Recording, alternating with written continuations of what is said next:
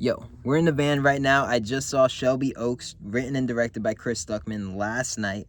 I, like probably so many people who are a part of this YouTube movie space, have been watching Chris Stuckmann videos. I feel like I kind of grew up with Chris Stuckmann. I've been watching his videos when I was 13, 14, 15 years old. I'm sure for so many of us, he kind of shaped the way we think about movies, talk about movies. He was one of the influential voices on the internet when it came to film as I was growing up. I was so stoked to see his film, Shelby Oaks. I'm going to jump into full spoilers. This movie in the first act was blowing my mind.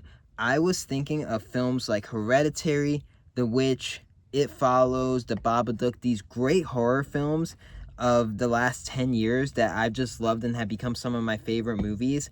Shelby Oaks, and not just because it was written and directed by Chris Stuckmann, felt like it was up on that level. It felt like it was top tier horror for that first half hour. I was so invested in this story and the search for Riley Brennan. By the end of the first act, I was like, where the fuck is Riley Brennan? I want to go find her myself. I thought he did a great job. I think with the splicing together the YouTube footage, with the paranormal paranoid story, the editing of it, the music of it, it was like just a roller coaster that you get started on watching the disappearance of this girl. Then we cut to 12 years later.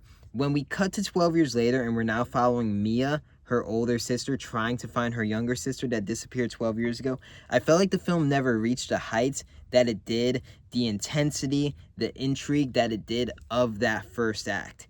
It was still good, and I was still on board, and I thought Camille Sullivan did a great job, and she was phenomenal in the movie. I think Stuckmann did a great job just getting great performances out of his lead actresses. Sarah Dunn in particular, who played Riley, I would love to see her in more horror movies, and I think she gave one of the best horror movie performances that I can remember in the last couple years. I really loved her in the film. I really liked Mia in the film up until a point.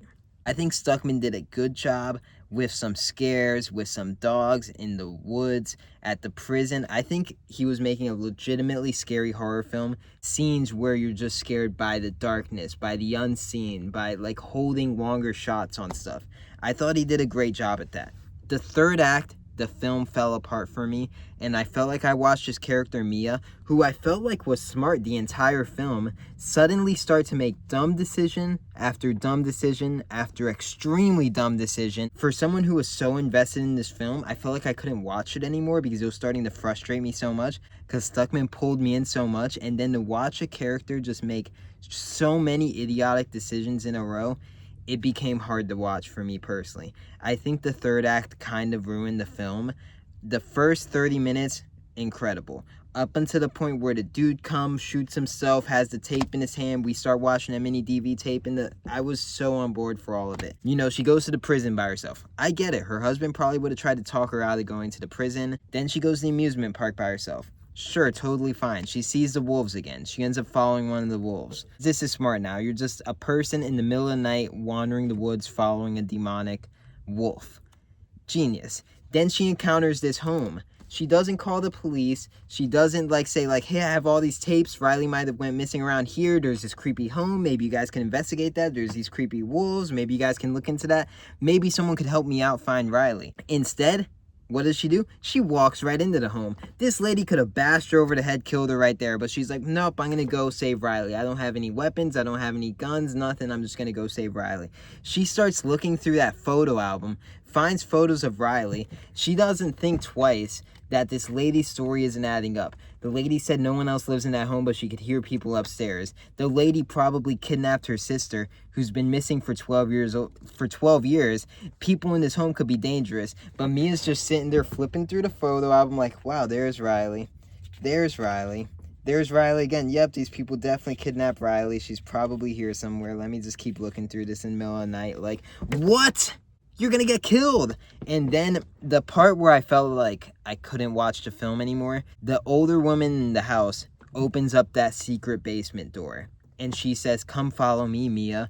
It's a gift. The fact that Mia walked into that basement instead of closing the fucking basement door, locking it, calling the police, it was just mind-boggling and hard to watch. She texted her husband in the middle of the night saying like, hey, call the cops. Like, what if the dude was sleeping? She never even guaranteed that the cops were coming to the house. She goes into this basement door and then she sees Riley. She doesn't think, holy shit, Riley's been locked down here for 12 years. These people are fucking crazy. I need to get her. I need to get out this house. I need to get the cops. She's like, I need to have a 10-minute long conversation with Riley real quick. Let me snap her back into reality. So she starts talking to Riley forever. She leaves her fucking weapon. She just has this like knife. She drops it on the ground.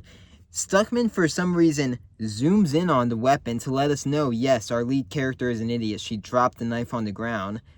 But he zoomed in on it to like kind of highlight how dumb of a decision that was, and then we never see it playing again. So I don't understand why isolate that other than to show that it was a stupid decision. She then goes upstairs. You know, she follows Riley upstairs after a period of dumb decisions in this house. Riley gets lifted, force choke slammed. Mia watches this whole fucking, this baby will live in hellfire and Satan, and watches the blood get smeared on the pictures, falls over to ladies. Clearly the baby is now possessed by that demon. But Mia's like, well, I guess I'll take the baby home. All things considered, it shouldn't be too bad. You know, we'll raise this baby. It's fine. Riley's been locked in here with this demon from my child and everything. You know what? Let's take the baby. Everything should be cool. Let's film a documentary about it. And Mia just completely, I feel like, pretends that none of this shit happened when she saw it all happen. And then, of course, at the end of the movie, it is a demonic baby. I knew Riley was going to fall out the window. This whole fucking search, this whole movie for this girl Riley, she popped in for like 8 minutes of the movie just to get chewed up and eaten to death by dogs. Like, it just didn't feel satisfying. I think the first act is incredible, and then I think the film starts to go down, and the third act to me felt a little bit personally unwatchable. I hate in a horror movie when a character makes dumb decisions, and when there's too many dumb decisions, I check out. And I felt like I started to check out of Shelby Oaks. And so because of that, because of the way the film wrapped up, I felt like I overall didn't like it, even though I think Stuckmann showed so much promise in this movie. I still was entertained, and the first act I thought was incredible. I don't think Stuckmann should stop directing. I don't think he should stop writing. I'm stoked to see his next. I hope he stays in the realm of horror just because I love horror. I hope he keeps writing and directing. I am so excited to see what he does next. Nobody's going to knock it out of the park on their first movie. I think for a first movie, this was still very impressive, and a lot of what he did, I think he showed an ability to scare audiences without jump scares. I think he showed an ability to get great performances out of his lead actors. I think he showed an ability to set up a great premise and get you invested in characters and a story. I think he fell into the trope of just ultra stupid horror movie characters, even though Mia was smart up until the third act. I'm very glad I saw Shelby Oaks. I think it's awesome Chris Stuckmann made a film. If I were to give this movie a grade, I personally would give it a C. I still think it was awesome, and I won't forget seeing Chris Stuckmann's movie in theaters, and I can't wait for his next one. Thanks for watching. Peace.